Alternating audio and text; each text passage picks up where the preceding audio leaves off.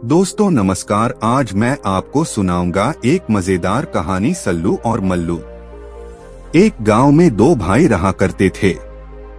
एक का नाम सल्लू था तथा दूसरे का मल्लू। दोनों भाइयों में आपस में बड़ा प्रेम था। उन दोनों को ही रतौंधी का रोग था। रात होने के बाद उन्हें नजर आना बंद हो जाता था। वे इस बात को किसी पर जाहिर नहीं करना चाहते थे।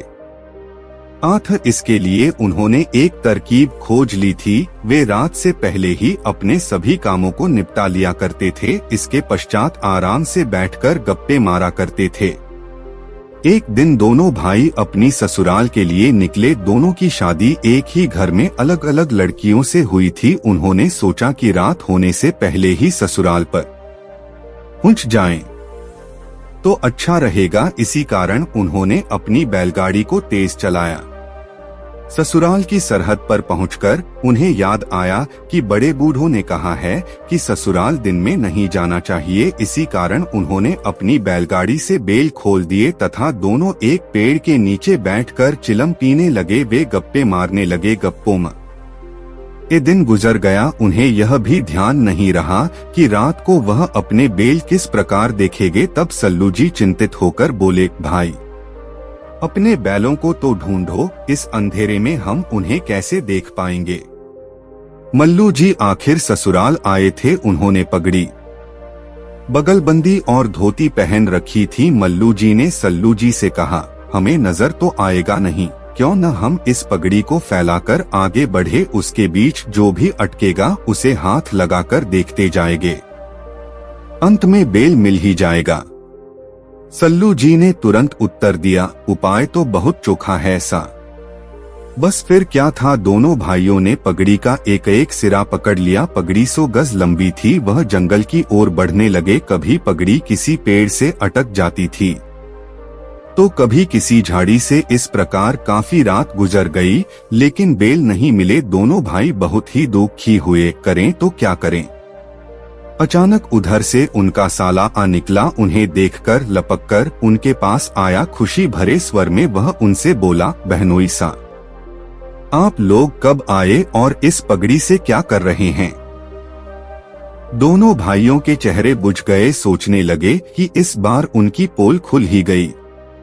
सल्लू जी इस पोल पर खोल चढ़ाते हुए बोले, सच कहूँ साले सा, यह मल्लू जी प्रत्येक बात की हट करता है। यह कह रहा था कि यह खेत 80 हाथ का है और मैं कह रहा था कि यह 100 हाथ का है। इसलिए हमने सोचा कि क्यों ना इसको नाप लिया जाए। मेरी पगड़ी 100 हाथ की है, इसलिए नापने लग गए। अब आप ही बताओ कि यह खेत कितने हाथ का है।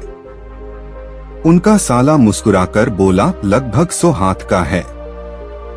सल्लू ने झट से कहा, मेरा अंदाज ठीक निकला ना। कोई बात नहीं, अब आप साले सा जरा हमारे भूरे बेल ढूंढ लाए, तब तक हम चिलम पी लेते हैं।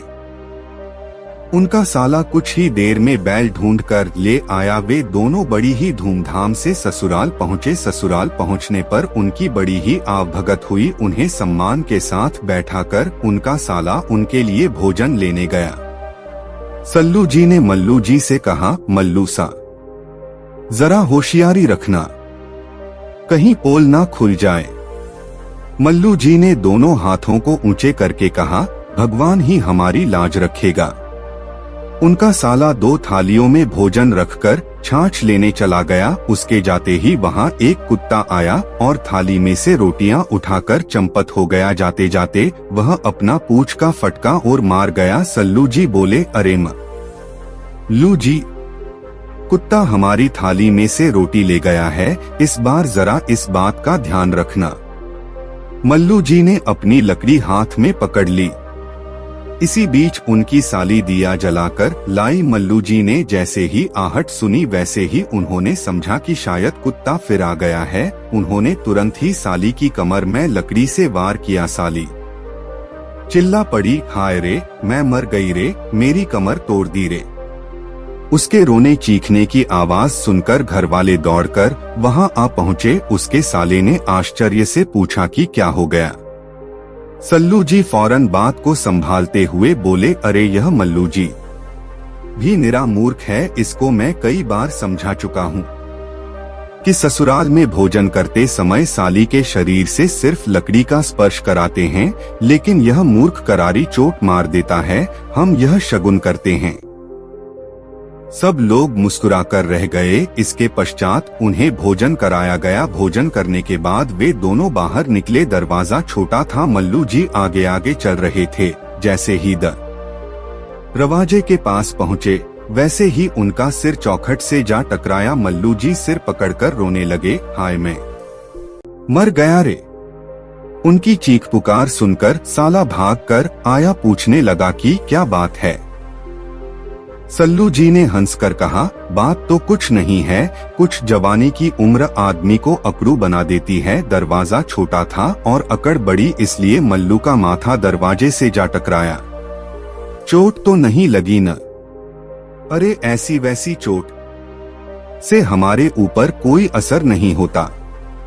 आप लोग बाहर वाले कमरे में पधारो सा। आपके सोने का प्रबंध वहीं किया गया है। वे दोनों ईश्वर का नाम लेकर बाहर के दरवाजे की ओर चल दिए। एक तो काली अंधेरी रात और ऊपर से उन्हें रतौंधी का रोग। सीधे हाथ पर चलने के स्थान पर उल्टे हाथ पर चल दिए। सल्लू जी एक गड्ढे में जा गिरे। वह गड्ढे में गिरते ही चिल्लाए, साला फिर से भागा भागा आया। सल्लू जी को गड्ढे में गिरा देख पूछा, आप गड्ढे में कैसे गिर गए? क्या बताऊं सा? सल्लू जी हट करने लगा कि गड्ढा 10 हाथ का है। मैंने कहा 15 का। अब आप ही बताओ सा कितने हाथ का है? 20 हाथ का। अब तो आप ही इन्हें निकालिए और कमरे में पहुंचाइए। सल्लू जी ने इस बार अपने साले का कंधा पकड़ लिया और मल्लू जी ने सल्लू का दोनों सकुशल कमरे में पहुंच गए तथा ईश्वर का धन्यवाद दिया।